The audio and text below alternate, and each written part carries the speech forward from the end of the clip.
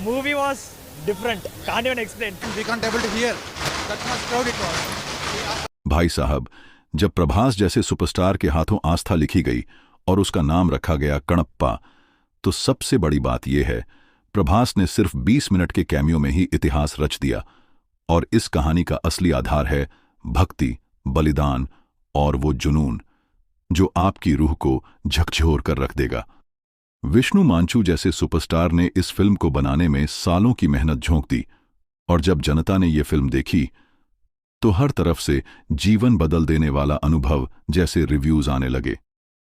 एक ऐसी कहानी जहां भक्ति है, जहां बलिदान है और जहां वो जज्बा है जो आपको रुला देगा, झंझोड़ देगा और एक ही सवाल छोड़ जाएगा, क्या आज भी किसी में इतनी आस्था बाकी है?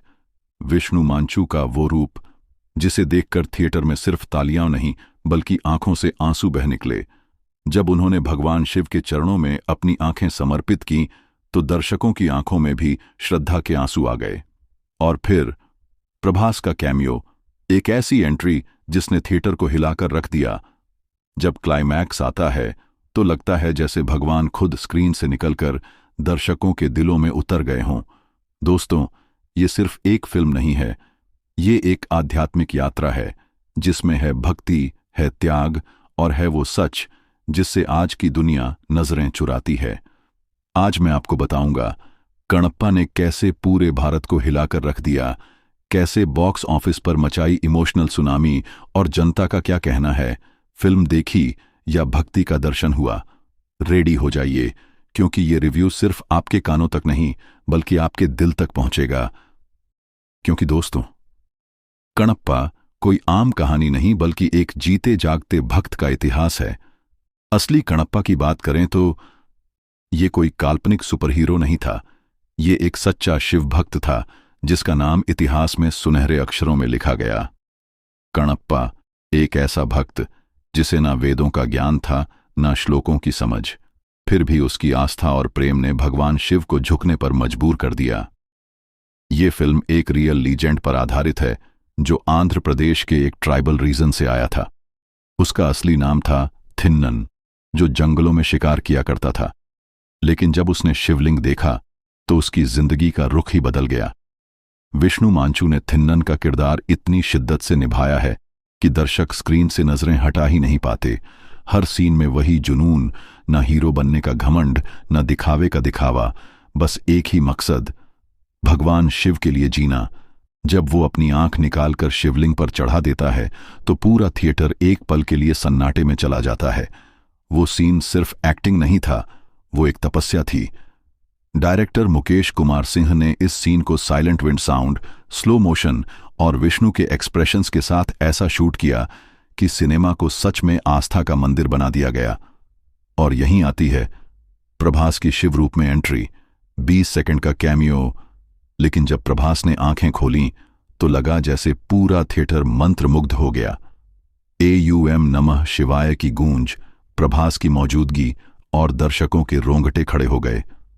टेक्निकल लेवल पर भी फिल्म ने कमाल किया है।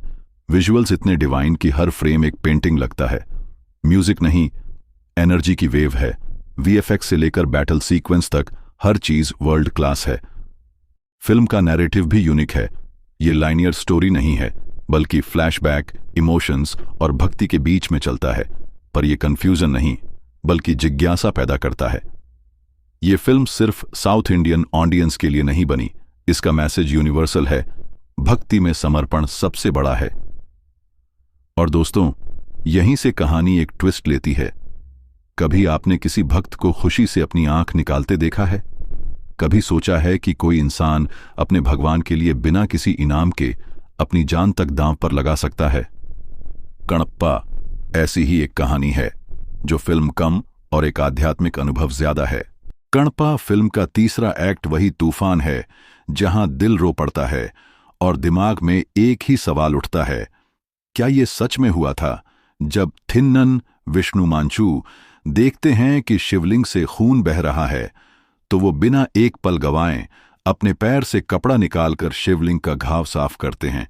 लेकिन शिव का दूसरा नेत्र भी सीने में घाव लेता है और थिन्नन बिना हिचकिचाहट के अपनी दूसरी आंख निकालने के लिए तैयार हो जाते हैं।